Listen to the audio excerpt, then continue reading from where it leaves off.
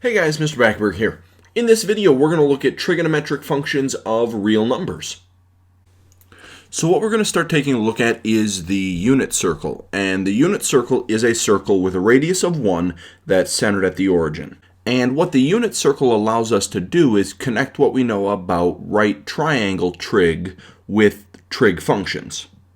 Now, we've already seen what happens if we just have a general point plotted out anywhere in space, but using the unit circle specifically, because it has a radius with a length of 1, then as I form this triangle in here, as I'm looking at any general x and y point around the outer edge of my circle, then this horizontal distance going across the bottom of my triangle is just whatever length x is.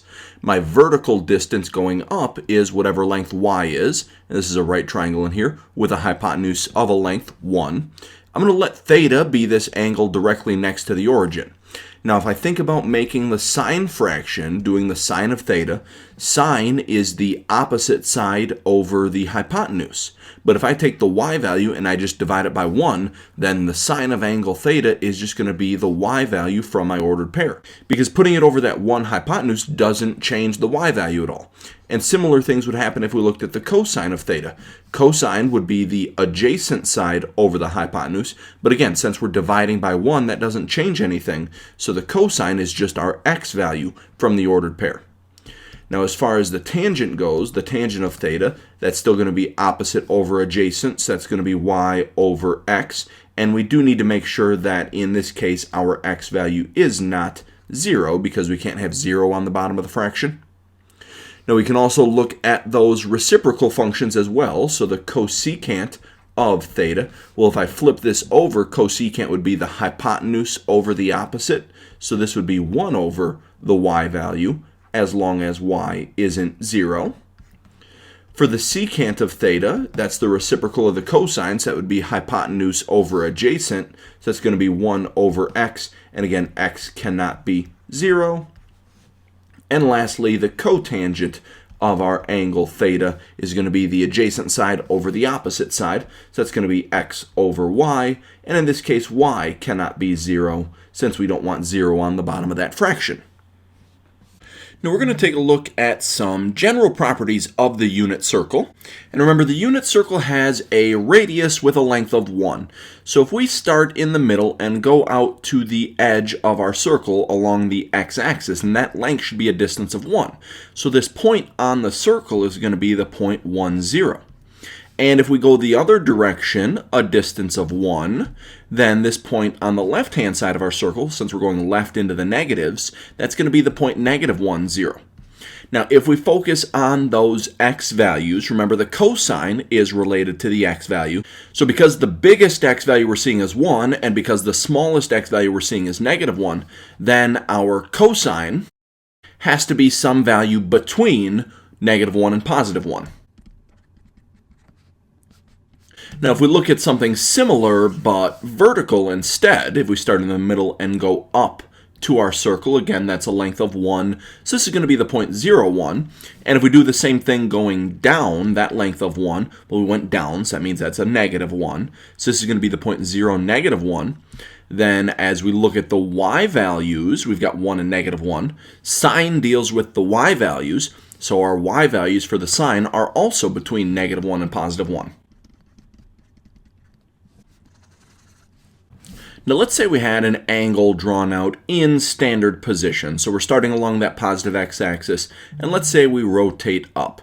And this is just going to be some general angle theta, and it's going to intercept some point x comma y. Now if we looked at a similar angle but going in the negative direction, so if I went down theta, so this angle would be negative theta. Now what's going to end up happening in here is these ordered pairs are going to be very, very similar to each other.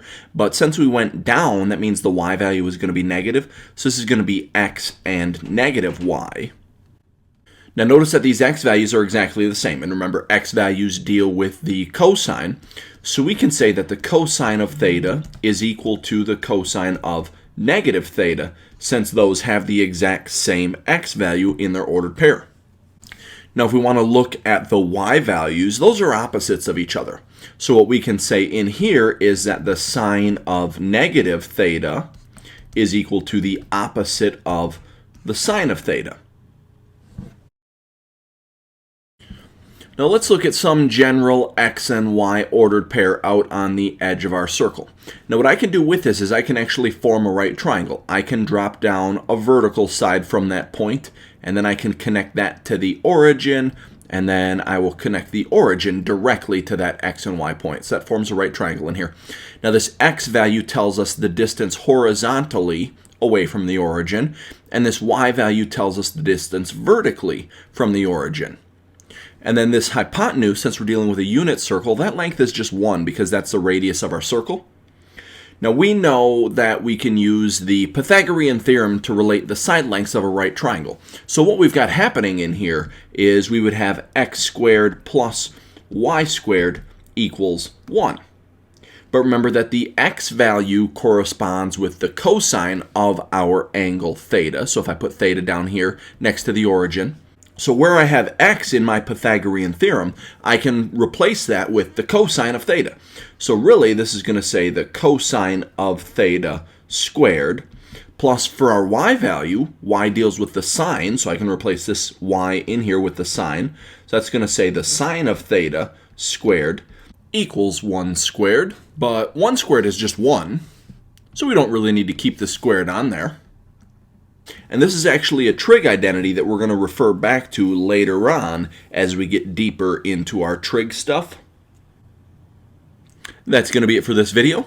Thanks for watching.